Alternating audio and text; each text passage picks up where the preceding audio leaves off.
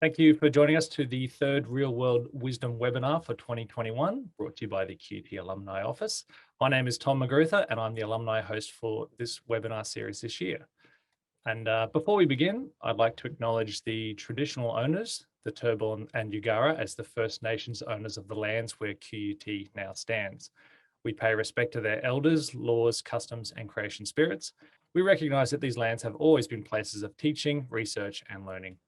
QUT acknowledges the important role Aboriginal and Torres Strait Islander people play within the QUT community.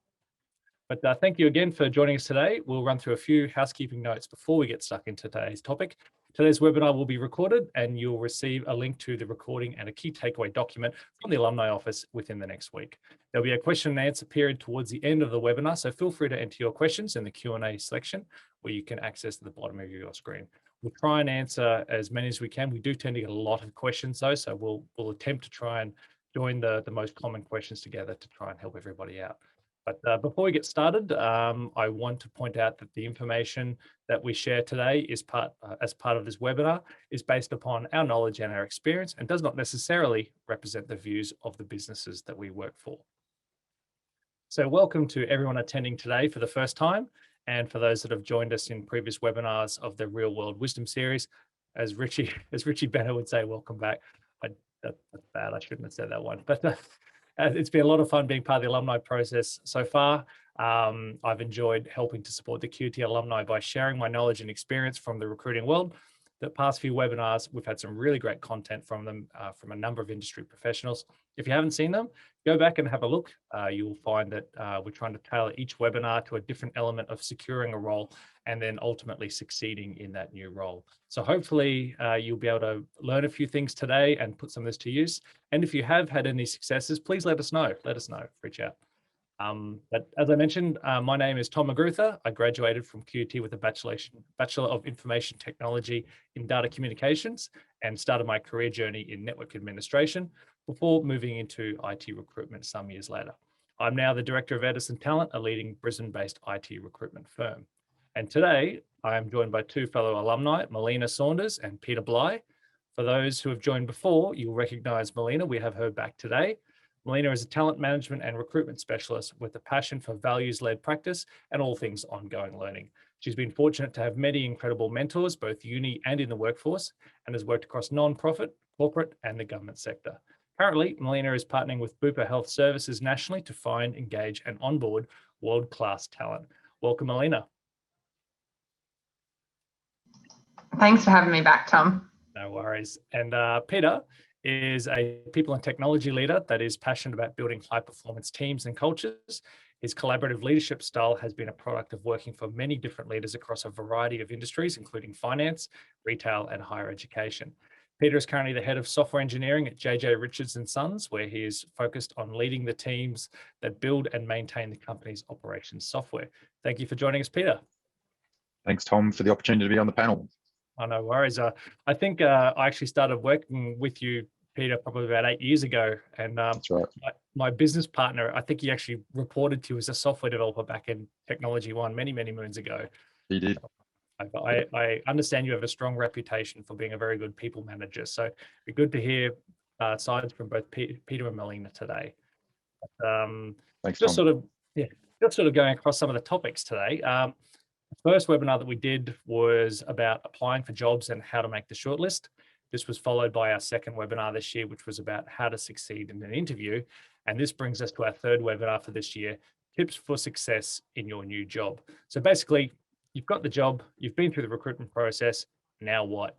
We'll talk about what you can do to be best prepared and have an idea of what to actually expect when you land that new role. It doesn't matter whether you're a graduate or an established professional. Those first few days, weeks, and sometimes months will challenge you mentally and also possibly emotionally as you learn the lay of the land in your new environment. So this should be a really good webinar, and you'll hear some really interesting insights from an external recruiter, myself, whose role is to place you into a company, an internal recruiter, Melina, whose role is to ensure that you're the correct person for the job and also that you transition smoothly and succeed in your new role. And a very experienced leader, Peter, who ultimately needs to ensure that you're working effectively, cohesively, and also being challenged.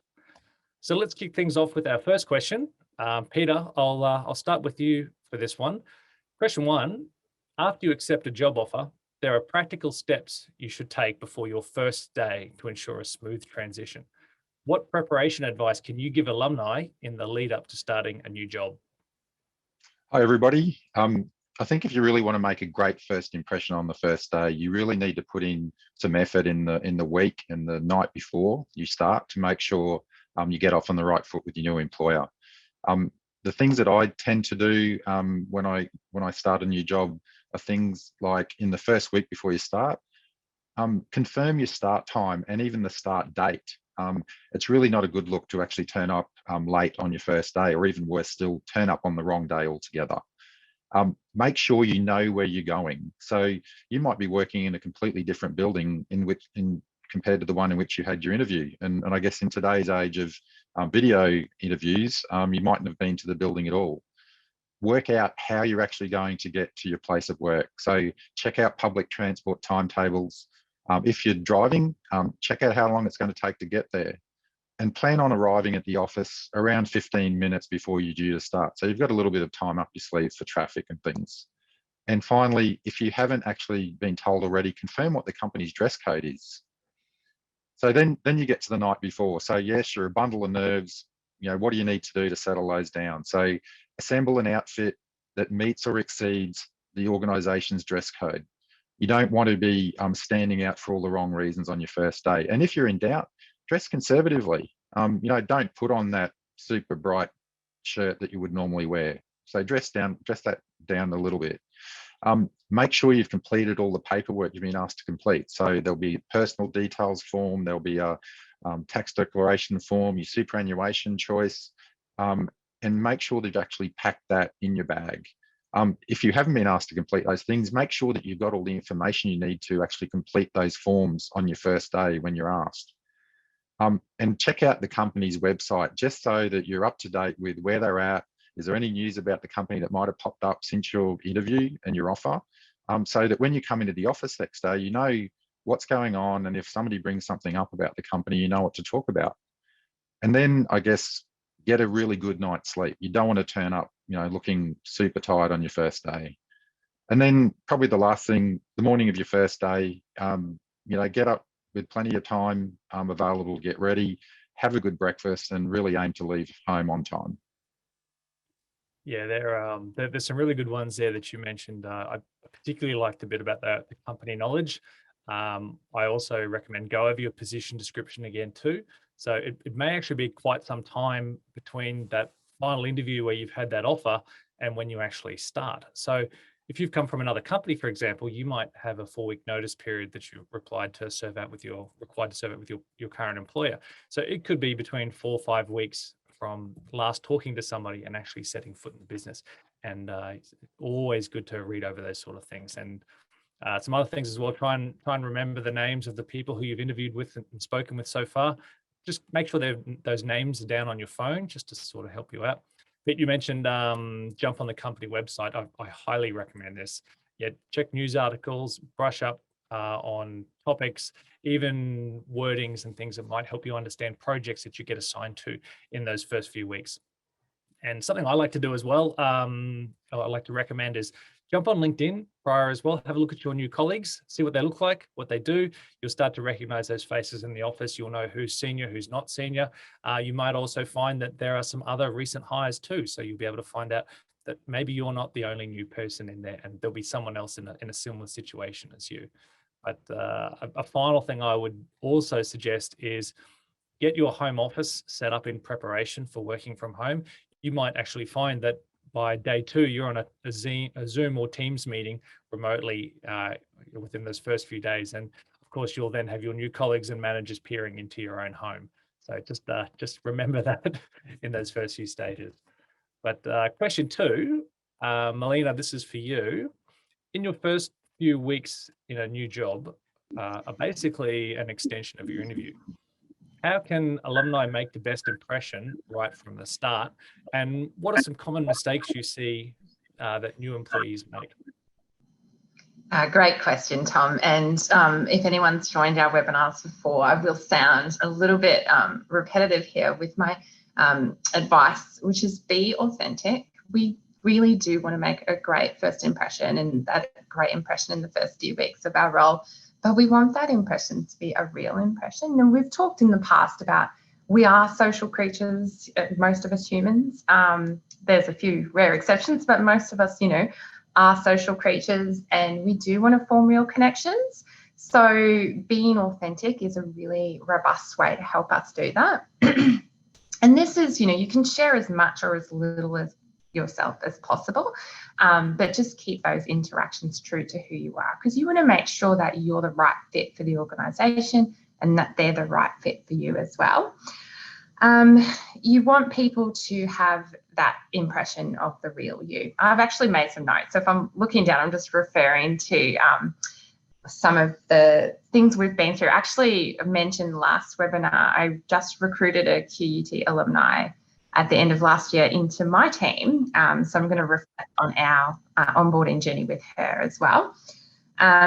So one of the things that I recommended when she joined the team, and that I recommend to all new hires in the organisation, is understand that onboarding and joining a new organisation is a learning process, and be open with your customers, with your team members, and your stakeholders about the learning journey that you're on. You don't have to, pretend that you know everything or anything like that. So it's okay to say to people, I don't have the answer right now, but give me a few hours and I'll come back to you. People understand that if you're just really upfront and open about it.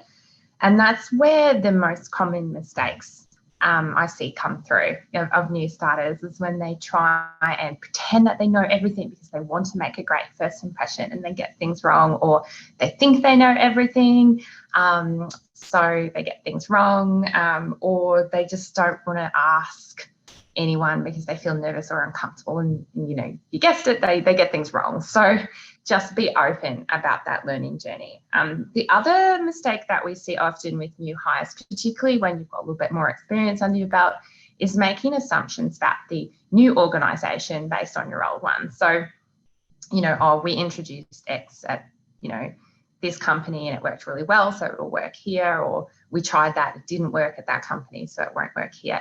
Organisations, just like people, they're really just big groups of people, right?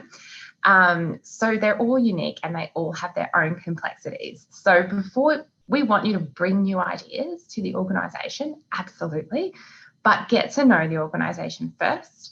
Get to know your team, get to know the customers, and then the solutions and the ideas that you bring to the table will be specific, and they'll be meaningful, and they'll be effective in that organisation. That's good. I like that. And as you're sort of mentioning, you're going to meet a lot of people in those first few days, particularly if it's a larger organisation. A lot of those people are all going to be judging the new person. Who is this new person? What are they like? Where are they going to fit within the smaller ecosystems within the business? The company I previously worked for, we had about 100 to 120 people in one floor, so it was quite a large place, and there was a bit of a revolving door happening with some of those teams as well. So there's a lot of new faces coming in all the time, and as a new person, it was quite daunting to sort of understand, who are these people sitting around me, what are their roles, what do they do? So what I used to do for people that were starting in my team, I would basically put together a little cheat sheet for them of who sits where, who's that person, what's their role. So that person who's sitting there having people coming over and talking to them, they can quickly understand their names and things. And there's something really good about knowing somebody else's name and using their name when you first meet them. I think it builds a really, really strong rapport. But if you are going to build your own little list of where people sit and what they do, put some pointers down as to who they are and what might trigger their name, but maybe don't write things like the bald guy with glasses in the corner, because ultimately someone's going to see that list and someone's going to see all the names that you've put for people. So just try and put something about a person who likes fishing, or someone looking after this project, those kind of things. Make sure also you get out for lunch too. Maybe try and tag on with some of your colleagues as well. Make sure you know how long your lunch break is. Don't obviously overstep that. Maybe have a slightly smaller lunch in those first few days, just until you sort of learn that area. And once again, people want to know you as well. So try and meet as many people as you can. Ask them what they do. Ask them how long they've been working here. This is your time to really push yourself outside of your conversational comfort zone. Don't be that new person who sits in the corner and doesn't interact. That's my probably biggest advice for little things that can make a big difference when fitting into that culture at the start. But we'll move on to question 3 now. Peter and Melina, I'd actually like you both to respond to this question if possible. And Peter, we'll start with you. Question 3. So our alumni can understand the onboarding process before starting a new position. Can you share, Peter, what steps your business takes for new employees? Yep, sure. I guess I've worked for a few organisations, so and these sort of things are fairly common across most of them. Usually the first week, you'll be obviously the first day you'll be showing around the building. You'll be showing, what are the evacuation routes and procedures if something happens in the workplace. You'll get introduced to your new colleagues, and this may be maybe just people in your team. It might be people across a number of different teams. You would be filling out potentially HR forms, and you might have someone step through those with you, make sure they're done correctly. You'll get issued with equipment that you need for your role. So depending on what you do, it might be a new laptop, it might be a mobile phone, and you'll potentially have to sign for those things. You'll potentially be issued with an ID card for your office and or a building security card. So you might need to have your photo taken for that. So make sure you're looking pretty spick and span because it's going to live with you for a little while. You'll probably get assigned a desk, but maybe not in this day and age. You may just be shown to an area that has hot desks. That's becoming quite common in this day and age. You'll ensure that you have all the logins set up for your role. So, do you have email access? You'll go and make sure that you've set up your email signature properly and it looks right, and make sure you can access all the systems and things that you need to do your job. Online training is a big part of what we have at JJ Richards. Typically, when I have a new starter, I'll actually allocate probably half a day for them to actually sit down and get through their online training. In other businesses I've been in, especially things like financial services, your online training is actually a regulatory requirement. So organisations like APRA need to know that all the employees in an organisation have actually done the training and passed it successfully. So sometimes it might take several days to get through that training. I like to assign a buddy to my new starters, so someone that that person can ask questions of. They can reach out if they need a hand with something. It helps, give them that little bit of security in their first day or first week. And generally, we'll give people tons of reading material. Don't be surprised that when you've got access to Confluence, for example, there'll be heaps of things that you can read and get an understanding of the organisation that you're working for. And I guess, experiences I've had in other organisations, sometimes it might be just the first week that's organised for you. It may be even the first year. Some bigger organisations, when they take on graduates, the first year might be planned out for that graduate. They may roll through a number of different parts of the organisation over the course of a year. So it's important that you get an understanding of what that first week, month, or even year is going to mean for you, and really take it on board and run with it and really, step up and get stuck into it. Yeah, and I think you're right about the wall of documentation. I think that's a default thing, particularly with the bigger groups, even just getting up to date on projects. But health and safety documentation, there's all kinds of stuff that you tend to have to sit through as well. But Melina, what does the onboarding process look for new employees at Bupa? Well, it actually captures everything that Peter said really succinctly. Onboarding at Bupa looks really different depending on the role and the business unit and the location. Onboarding an optometrist in Perth is a very different experience to onboarding, a customer service consultant in our contact centre in Melbourne. But at the core, it's really about introducing new employees to the organisation and integrating them.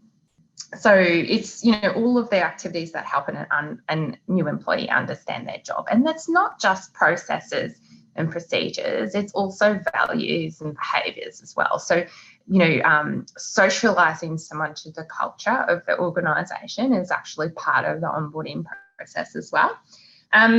Learning modules, budding, setting goals and performance objectives, and then, like Peter was saying, some specialised learning, whether that's, clinical or regulatory learning will all form part of that onboarding experience with Bupa as well. And we generally consider onboarding to be your first 6 months in the new position.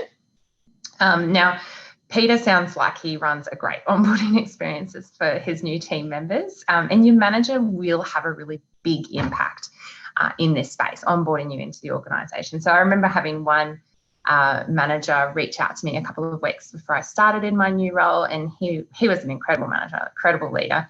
He sent me an email welcoming me to the team, and he knew that I was changing sectors from, government to health, and he sent me a whole list of thought leaders in the space, as well as, links, sector and industry links, so I can do some pre-reading about the industry and legal changes that were happening in funding frameworks and all of this kind of stuff. So I really felt prepared coming into the team. And then my manager, when I started at Bupa, she made a little slideshow for me, introducing all of the team members and what they did and how they contributed to the organisation's goals and objectives. So having that fantastic leader help onboard you into the organisation does have a big impact.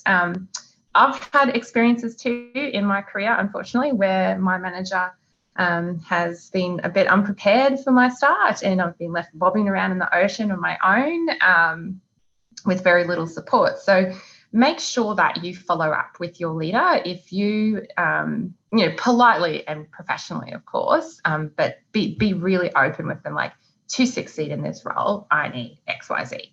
It's how can I go about getting that? And sometimes it's not that your leader's a bad leader, they're just super busy, or they haven't quite figured out, how to be a great leader yet. So just prompt them and really politely, really professionally let them know what you need to succeed.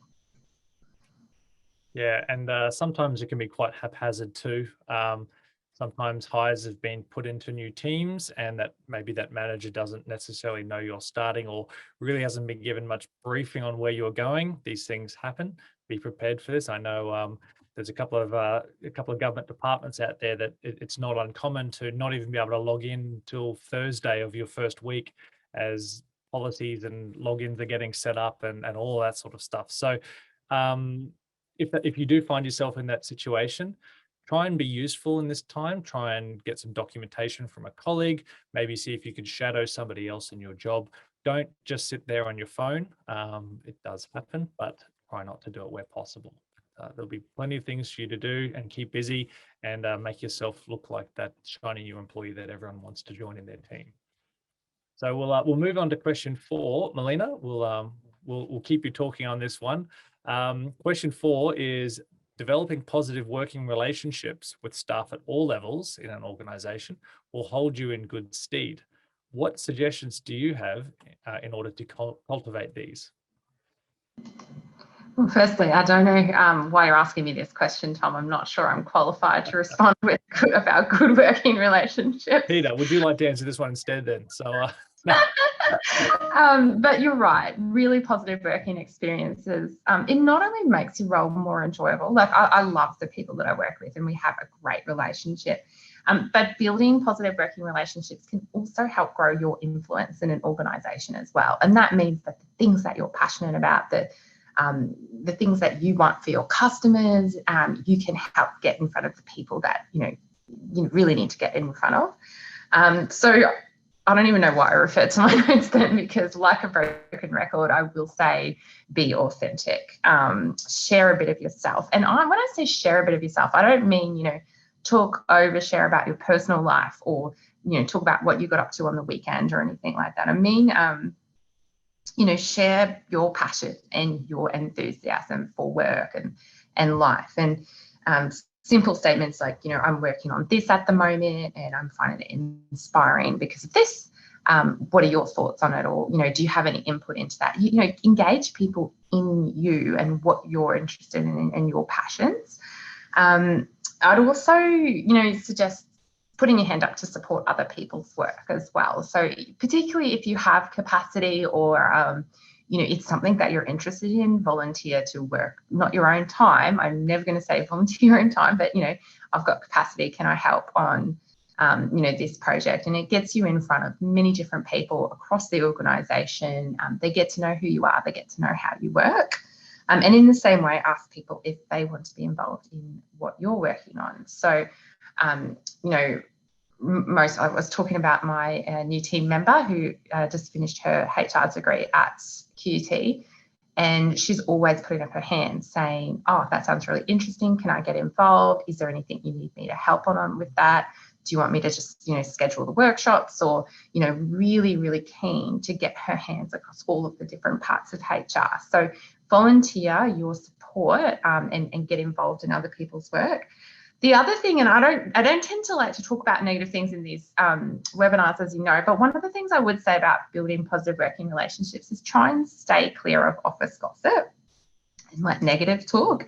And this is actually heaps harder than it sounds. It sounds like one of the most basic. I love a bit of gossip, I'll be honest. But it does. It sounds like a really basic tip to say to people, don't get involved in office gossip or negative talk. But it's actually a lot harder to do. One of your colleagues who you really care about, who you're invested in, they might be having a really bad day and need to vent, or they might be frustrated with the manager or, another part of the business. And you want to be supportive of them, you want to feel like you're listening, or, and in the same way, you might be having a really difficult or challenging day as well. So one of the things I say with this, it is a lot harder than it sounds, and it's because it involves a really high level of self-awareness, and it's not something that a lot of us have, and it's something that we all have to practice. So be mindful of your own words and actions. So there's a fine line between being supportive of a stressed colleague and then, involving yourself in like a bit of a bitch session, or, making sure that whatever negative emotions or feelings that you're having aren't impacting on the people around you, or you're not, exerting or imposing that negative talk onto your team. Like I said, I'm not sure if I'm the best person to go to for the working relationship, Tom, but it's a really good point, because every office is always going to have, particularly the bigger the company as well, there is always going to be someone who has something negative to say about the company. There's always someone who's a little bit jaded. Just maybe listen to it, but don't take it on board and don't get bought into it, especially in those early days as well. I would suggest focusing on who the high performers are, hang around those people, hang out with the people who are positive, and try and learn from those people, because those people are generally positive for a reason. They're probably doing well at their role, and that there's a whole heap of reasons why. So try and associate with those people if possible. Something as well, now this came to me from many moons ago doing managerial training, and one of the issues that we had particularly with training new people is sometimes we could have 2 or 3 new people in the team at one point in time. And one of our biggest challenges that we actually practiced a fair bit was about managing your own personal time, and the sucking of time with new people asking the 3 million questions. So when you're new, you're obviously going to have 101 questions about, how do I do this? Where do I find this? Can you tell me where I find this document? All these sort of things. Now, if your manager's got a couple of people, remember his or her time is just going to be zapped away with answering these type of things. So as a manager, we're always taught to push back on those new people and say, what have you done to try and find this answer? So for example, it's trying to find a document on the internet, try and find it yourself. And once you are stuck, then ask for assistance. Because if somebody says to you, what have you done to try and find the answer? And you give them a response, well, I've looked here, I've spoken to this person and I'm not quite sure to do. That's going to put you in a much better light than just simply saying, oh, I haven't done anything. So little things to do, and it puts you in good terms with those people. And it's a great habit also to try and build with your own thing. And here's again, talking about negative things as well. It's always nice to throw one of these in every now and then. This is an unusual one, and I would typically say this applies to people who are newer in their career, and sometimes it can be really tempting to try and win over your colleagues by doing errands for everyone. I know this sounds really silly, but maybe getting everybody a round of coffee when you're in the kitchen, or I've worked with people who become the baking person, who for some reason every Friday start baking goods for everybody. or you're picking up work for everyone. And be careful of doing this too often, as it can actually set a bit of a negative precedent about yourself as the lackey in the team. And sometimes you may find that having this negative connotation about yourself, you may find it's hard to move off that ladder rung in the future. I do remember a circumstance where there were two new people starting. One person sort of went down this route and would be the one that would always go get the coffees and started picking up other people's work. And then eventually what happened is I found that person was actually doing that for the other new person who started as well. And you quickly saw someone excel in their career through professionalism, and someone that sort of hamstrung themselves by being seen as that person in the office. It's really weird. I don't know, it's probably not a big thing, but I just thought this would be a good spot to mention it anyway. So yeah, interesting one. You probably won't come up against it. You might not. You never know. Anyway, moving on. Question 5. Peter, this is for you. This one's about mentoring. Do you think mentoring is important, and how should an employee look for a mentor or become a mentor themselves? Yeah, good question, Tom. I've sort of mentored people myself, and I've been mentored in the past. I think mentoring is very important, and I think as a new starter, having a mentor, I don't sort of put a buddy in the same bracket as a mentor. A buddy is someone that can, you can talk to every day and help you along. A mentor is someone that's really going to help guide you in your career, help you make those decisions about what you should do and how you should do it. Potentially even how you should, break some news to someone that you're working for or with. So that person can really give you a lot of confidence in your new job. In some roles, that mentor-mentee relationship might actually come along naturally. So if you're in a junior position and you're working for someone that's doing a similar job to you, but they've been doing it for a long time, that relationship can develop quite naturally. You start asking them, about how they got to where they are and what did they do to, get to that level in the organization. If you don't have that kind of situation, you might actually need to put in a bit of work to find the right person. And that could take some time. And you actually, it's not something that you're probably going to do in the first week you're in the job. You need to get to know who's who in the zoo, who are the people that excel at what they do, who are the people that, really know about the organization and where it's going and, what kind of people the organizations need in different roles. So, it might take you months to actually find a mentor that's going to help you. So one thing you can do is actually start asking around. Some people may know of someone that likes mentoring people, or has told their manager that they want to mentor someone. So maybe keep an eye out for that. There might be somebody who takes a real interest in the work that you're doing. Somebody who's senior, who's really just checking in on you. What are you up to? How's it going? That might be a really good opportunity to ask them to mentor you. And really just remember, you shouldn't hesitate to ask. Keep in mind that most people are going to be quite flattered that someone's asked them to be a mentor. It's quite a prestigious thing to be asked by someone, hey, can you be my sensei, my mentor, my guide? All right. So just remember that. If you want to be a mentor, talk to your manager, let them know this is something I'd really love to do. Not a lot of people, I guess, feel comfortable doing things like that. So you could potentially stand out by letting your manager know that's an aspiration that you have. And they'll probably want to know, that you're actually demonstrating the right behaviors and, the expected behaviors in the organization for someone in your role, and that you're actually performing and achieving before they say, yeah, well, let's make you a mentor of someone else. All right. So just keep that in mind as well.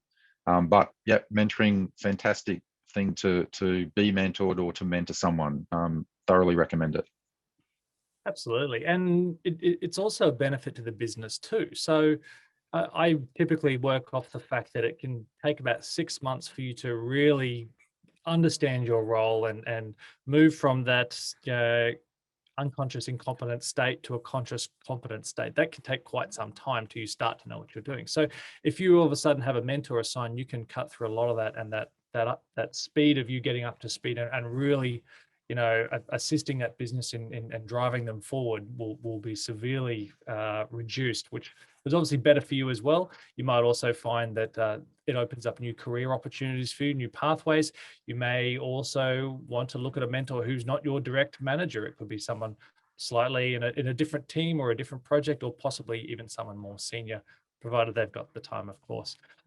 Always recommend that if you do have, if you now do have a mentor, let your direct manager know that this is happening, and then obviously they'll be able to start assigning some time in your week for a quick catch up and going through those sort of things. But sometimes also, as you mentioned, Peter, it can also be a very new concept for some businesses, and it can take some uptake for the business to learn how to mentor, and particularly that individual.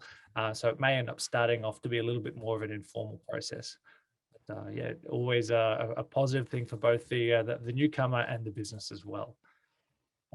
Question 6, Melina, this will be for you. How should alumnus go about developing a professional development plan? Excuse me. Thanks, Tom. Look, most organisations actually have a formalised process in place which will assist you in developing a PDP. In my experience, though, some organisations are great at this process and some are not very great at all. So you can actually really take accountability and ownership of this yourself. And it's something that I really encourage people to do, particularly when you're starting out in your career. Don't ever wait for people to tell you what to do or for people to tell you what you need to do. Definitely take accountability and ownership of your own development. In my bio that you read out, Tom, I say I'm a big fan of ongoing learning, and I am. And that's something that I've taken accountability for most of my career is working out where I need to go and how I can improve and hone my skills. And still learning. No one knows everything. Very close though, just so you know, but you probably already figured this out. But anyway, you can add your own value to your PDP process. And it just involves a little bit of research. So firstly, reach out to people in your field. And Peter talked, absolutely beautifully about the importance of having a mentor, and your mentor can help contribute in this space as well. So ask them, what they needed to learn or experience to get where they are. Ask them to help identify gaps in your learning and experience, and then incorporate that into developing your PDP. Integrate feedback into your plan too. If you've been given feedback around like improving your communication style, for example, or being a more confident presenter, have a look online to see if there are any short courses you could do. Are there any online learning modules offered by your organisation? And where's a safe space for you to kind of practice that stuff? So ask your manager, can I deliver this presentation to my team who know me and love me and aren't going to judge me if I'm a little bit nervous, or can I run this meeting to get that presentation practice in? And then you can also give yourself feedback as well. So this is one of the things that we've been doing with, I've been working with our new starter, over the last 6 months or so. And that's, at the end of each week or fortnight, schedule some actual time in your calendar to reflect on the week that's been. So what went well, what didn't go well, what didn't I know to, help me achieve what I needed to achieve, how could I have had more influence, what could I have done to feel prepared in that situation. So then use those as opportunities, development opportunities. So, go back through your reflections and go, oh, well, I could have known more about this, I could have had this expertise, and that'll help you as well. And the other important thing to remember is your own interests and aspirations too. So do you want to, be more creative in your role? Are you trying to be transformational? Do you want to be a leader? Are there any leadership courses that you can take? Are there any, interests that you want to pursue short and long term? And there is lots of different opportunities out there to develop those skills. I was looking on QT's website the other day. I'm looking at doing the transformational leadership QTX course. So, take those kinds of things and build them into your PDP. So in the HR land, and we do kind of have a little bit of our own speak in HR world, but we do often talk about the 70-20-10 model, or the OSF model of development. And that's basically looking at, 70% of your development is happening on the job. So that's the real experiences that you're having doing the job that you're doing. And then 20% is social interactions, or your experiences interacting with other people. So through, informal or formal mentorship, or just working with different teams, or even like all of the support I get from the IT team where I learn something every day. And then there's 10% of that is formalized learning. So this is where you're going to do your courses and your more structured learning environment. So personally, I've always ascribed to that kind of ratio, and I apply it to each year. So 70% of my learning is coming from here, 20% is coming from here, and 10% is coming from there. Ask your manager what kind of financial support you can get for your learning and development in the organisation as well. Most organisations set aside a budget for continuing professional development or ongoing learning. If they don't, most things that you're going to pay for as part of your development will actually be tax deductible as well. So don't stress too much about, it's an easy thing to say, but there's different ways that you can get financial support to do that structured learning, but also really lean into that on the job and social learning as well. I think that maybe I've just rambled a bit too much, but that's actually my point there, Tom. So I'll leave it there. The training thing's a really big one. A lot of people don't think about this, and it's great having that actually built into your PDPs, you'd say. And it's actually quite funny. My wife's an environmental scientist, and when she first started off, she worked for a very large consulting group, and there was all these different courses that were open for her to take on. And being the ecologist and plant animal lover that she was, she decided to do one in poisonous snake handling, and ended up as a part of her job while out on site, particularly some of these big mine sites and these work sites, was to actually catch highly venomous snakes and take them away. So it's a bit of a weird one. I'll prefer software development any day of the week over these sort of things, but particularly some of the big companies ask about these training courses. There's lots and lots of different things that can help you along your career and get you on the way, even if it is a poisonous snake handling. But the other thing also, I think with your career path trajectory, think about it in the future as well. Where do you want to go? Look at other people in the business, see what they're doing as well. You can also use them as a bit of a guideline, maybe talk to them about how they got to where they are, and do they have any advice along the way. And every now and then ask yourself, what do I need to do to achieve this goal? It's a good little checkpoint for yourself. And actually, there's something else very interesting. If you work for and this is a good tip for everybody, if you work in a large consulting firm, typically where the company will have to tender for new work, you'll often need to write a bio about yourself and the goals and completed projects, awards, and certifications that you have. And the company will use your profile as part of an opportunity to win that tender. So they might, if it's a smaller company, let's say there'll be 10 different profiles written in that, and they'll use that to win that work. This is a great tool just to do for yourself, even if that's not in your circumstance. Keep a log of every single success in your role, such as your projects, your awards, even little things, or if you organized a team event.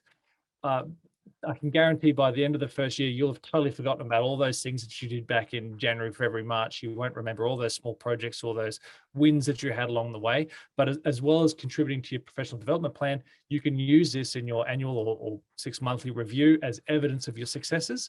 It can also be used towards negotiating a better salary, a more senior role, additional training.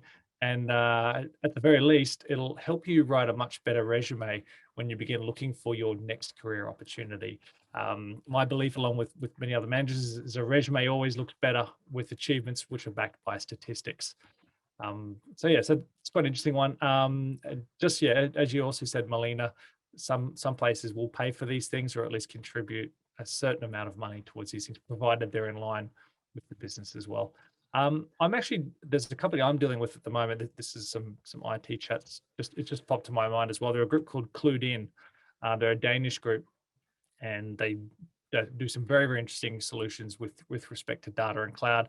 I know they were just announced as the Microsoft recommended reference architecture for master data management, specifically for Azure.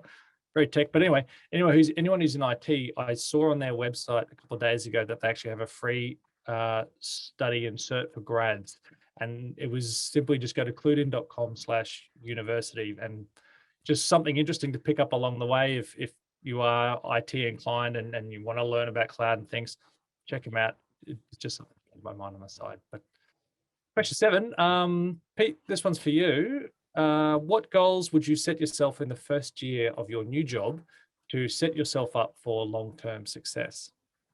Thanks, Tom. So I guess, a lot of it's around relationships, and Melina sort of spoke really well about this before. You really need to get to know your colleagues and your immediate ones. And it's not just about knowing their names. Get to know a little bit about them on a personal level, show an interest in what they're doing. And it's really easy. You come in on a Monday morning, hey, how you going? Yeah, what did you get up to on the weekend? Sort of get to know what they're about. And it's not just about the people that you think you need to impress to get to your next job. You really want to know everybody that sort of holds role that could influence your success in the organisation. Even knowing the receptionist well, there'll be a time when they might be able to help you out with something. So get to know them. Put a little bit of credit in that emotional bank account. Hope that they can maybe help you out sometime, and you can do that by helping them out with things too. And speaking of helping out, look at things that are going on that other people don't want to do. There's always those jobs that people shy away from for a number of different reasons. So if there's an opportunity to get in there and help someone out, do some of the not as nice work or not as fun work, get in and take it on board. If you're a manager, I think nothing works better than actually showing your team that you're happy to get in and get your hands dirty. Do some of the things that they're doing. I remember working in an organisation where they'd moved a few years prior into a new warehouse, and all their IT gear had been stacked on pallets and been sitting there, and nobody had actually gone through it. So it was covered in dirt and dusty. And I said to one of my guys, come on, let's get in and do it. We spent a couple of days, sorting through old equipment and getting covered in dirt. But, that was just a good thing to do. Really showed that, I wanted to help the team out. So keep that in mind. If you're invited to, lunch, coffee, a drink after work, make the effort to be part of the team. You don't have to be the first one to arrive, and you don't have to be the last one to leave. And certainly you don't have to be the biggest drinker, but just show up and participate, be part of the gang. And finally, look for opportunities, as Tom said, and Melina touched on, about making yourself more valuable. Look at things that are going on and where there might be a gap in knowledge or skills, and do what you can to actually, gain that knowledge or develop those skills yourself. And even sometimes, do some reading at home after a day at work, so that you can hit the ground running the next day. One of the best teams I worked with was a bunch of developers, and they were getting their head around, how do we work in AWS? And none of them had really had experience in it, but they would actually go home, do some reading, come back the next day and go, I worked it out. I know how we can do this. So, be that person. It's really going to set you up long-term in the organization. Yeah, and you mentioned something there, Pete, about the receptionist. I've talked about the role of the receptionist a few times in previous webinars as well. This often the receptionist, people just sort of think of them as someone that answers phones and does that sort of stuff. A lot of the time, this person can be quite senior in the business. They can be the PA to the director or someone very, very high up. They've generally been with the company for quite a while. Most of the times they'll be on good terms with almost everybody in the office, and they can actually be a very, very powerful person to have on your side. And I think I think that the first webinar was always be nice to the receptionist when coming into interview, because you never know what gets fed back to powers that be. Another little fun thing to do as well to really set yourself up for long-term success, just a little thing, but I've harped on about LinkedIn. It is a tool, you should all be using it. But I would suggest use it to your advantage in a new role as well. Share companies' articles, write your own, with approval, of course. Like and comment on your colleagues' successes while at that company. Some of the milestones, say they've hit 2 years. You will find that you will start to become a face of that business, and this will have a lot of long-term benefits for you in your career for that business. Really simple things, but people will notice you, your name will be recognized, and you'll be doing the right things and waving the flag for the company. And these things will definitely help you long term. And again, we mentioned about earlier, Melina, we're talking about putting reminders in your calendar about reviewing targets. Again, it's so important to set these things, because sometimes you can, if I've done this before, I've totally missed my my PDP, and I've got right to about 3 weeks beforehand and had a mild panic at what I haven't achieved in that time. But question 8, Melina, this will be for you. A new role means new challenges, and often you can be outside of your comfort zone. How can you gauge if you're doing well in your new role, and what steps would you take to assess this? Hey, Tom. Yeah, look, I think I talked a little bit before about feedback, and this is key when you're asking yourself, am I actually doing a right job, like an okay job, or am I doing the right job even? So in an ideal world, we would have amazing leaders who have plenty of time to nurture us and give us feedback and help us get a feel for whether or not we're achieving. But it's very often not an ideal world. I've had incredible leaders in my career and mentors and amazing colleagues, but I've had some bad ones as well. And there's not a lot of them, but they are in there. Some are not very connected with their teams, and some just don't know how to be great leaders yet, So like I was saying before with your PDP, you can take accountability for figuring out if you're doing a good job. And you can take accountability for sourcing your own feedback as well. So if you don't feel like you're getting the feedback loop that you need from your manager, ask your mentor, your team members, or your stakeholders. We have this feature in our HR system in Bupa where, you can just request feedback via the HRIS. So if I've delivered a presentation, or if I've run a workshop, or I've just finished a meeting with a manager or a stakeholder, I can just click a little button and just request feedback. It goes straight through to them, and I just ask them a question like, did that presentation hit the mark? Did I cover the right content? I do a lot of training with teams. So did the team absorb that? Were they on board? How did I go with my pitch? And they can give that feedback directly through the HR system. So figure out if there's something like that where you're working. Often that's a little less confronting than asking someone directly or asking them via email, just this formalized process of requesting feedback. And then, reflect again, like I said before, weekly or monthly or fortnightly, and then do a deep dive every now and then as well. Like, am I hitting the performance targets that have been set for me? Is the work I'm doing supporting our customers? So this is one of the key things we do at Bupa is my day-to-day activities actually impacting on our customers? And that might be indirectly, like I work in HR, but by making sure our employees are having a good experience and by making sure things are easy for our hiring managers, that flows on to impact our customers. So, am I doing enough to support our customers? Am I supporting the business objectives? And am I contributing to the strategic goals of the organisation? And if you're not, what work do you need to do to bridge those gaps? This is where having those positive working relationships can really help you. So your team managers, your manager, your stakeholders will be able to help you pivot to make sure that the work that you're doing is contributing to the team and to the organisation and to the goals of the business and ultimately to the customers. So I think that, don't just wait for someone to tell you that you're not doing a good job. Back when in my early HR career, when I was a HR generalist and, we had to performance manage people and things like that, sometimes you would find out 2 weeks before your probation ended that you weren't doing a good job because the manager didn't have that feedback loop there. So, ask if you're doing a good job, ask for that feedback. Yeah, that's really interesting. So as an external recruiter, myself who places people into companies, Part of that service is that we also conduct aftercare for the first few months starting. So basically what that means is touching base with you as the new employee, making sure that things are going well from your perspective, and then we also talk to the hiring manager as well, just to make sure that the stories match up. There's no glaring issues between the two parties.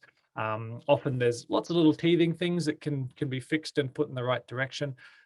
Sometimes, however, we find, and this actually happens more often than not, we can often find that a candidate will say to us they don't feel they're doing very well in their new role.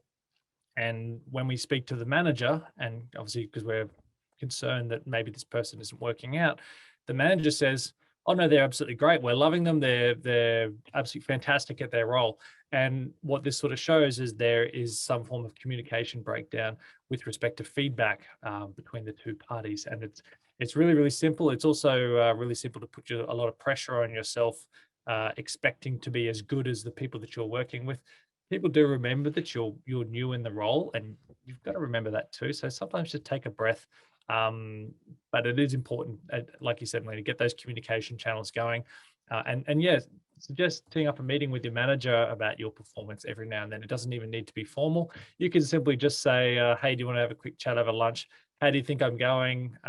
Is there things that you're happy with, those sort of things? You might find that, like I said, you're being hard on yourself, or you might find the opposite. Maybe you'll find some areas where you actually need to improve.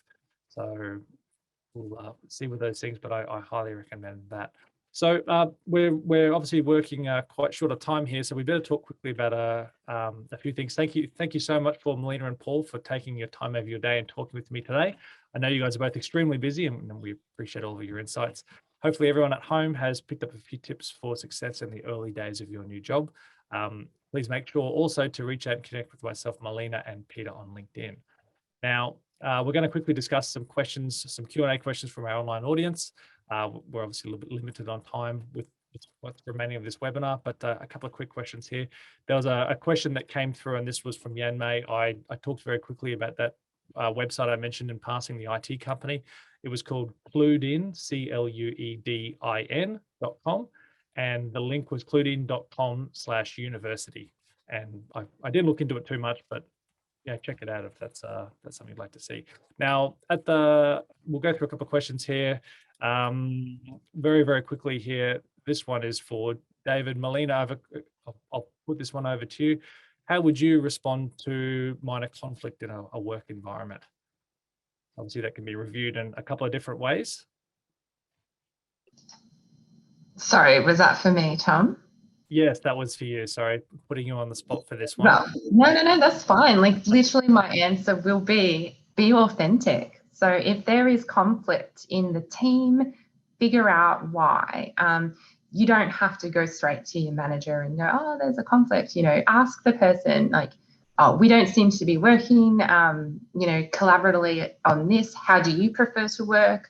Ask them if you need to pivot. Most of the time, it's just differences in communication style. I would say like 99% of the time, it is just people have different ways of communicating. Like when I'm really busy and I've got a lot going on, or when I'm really excited and passionate about something, I can just seem really short. Like, yes, do this. Yep, let's go.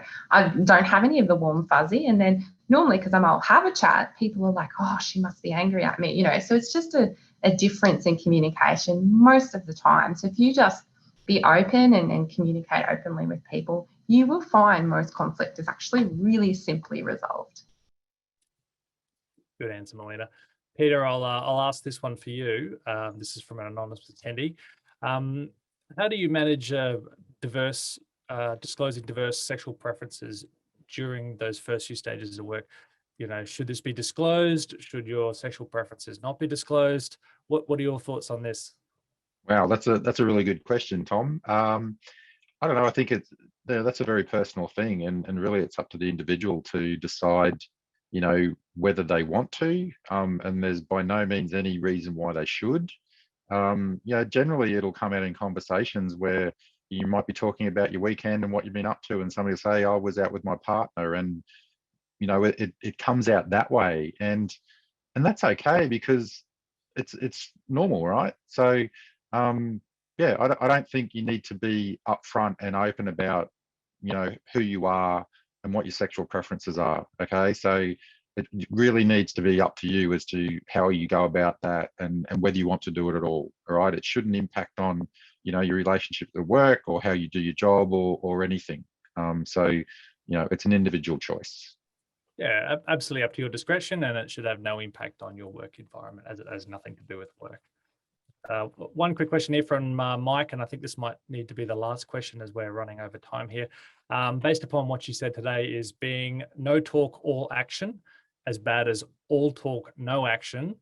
I'll throw my hat on this one. I would say that definitely all talk, no action is much worse than no talk, all action. Not everybody is an extrovert. Not everybody loves, you know, jumping into conversation with people. People are going to be shy. As long as there's action, that's the main thing. As long as you're doing your job and you're working cohesively, that's absolutely fine. Everybody's got different personalities and everybody works differently. But these are just hopefully some tips to help you open up and learn that lay of the land with people within your business and hopefully succeed from there. But I think we might need to leave it there for Q&A. I'll talk very quickly about some of the alumni resources. In the last webinar, we introduced the Career Development Resource Hub. The alumni office is put together using a software platform called Padlet. This includes career development tips and links for you to go through in your own time. This will continue to be added and update as we go along. So all attendees will receive a link to the Career Development Resource Hub in the post-webinar email sent next week. And we also hope to add alternative topics as part of the Real World Wisdom series, where experienced alumni like myself, Melina, and Peter can share our knowledge and advice to the QT alumni community. Now, Real World Wisdom is proudly supported by QTX, who provide short courses, professional development, and executive education to help you get ahead of your career. As an alumnus, you can save 25% off most QTX short courses. And today we have a short course to give away to a lucky person that has attended this webinar, valued at $660. Chrissy from the alumni office will get in touch with the lucky recipient after this webinar. The fundamentals range are new short courses, which are about 7 to 10 hours long that alumni can access for $99, worth looking into. These are designed to give you foundation knowledge on certain topics, and you can find more about these courses and topics online. Once again, thanks everybody. Say hi to us on LinkedIn, and bye for now.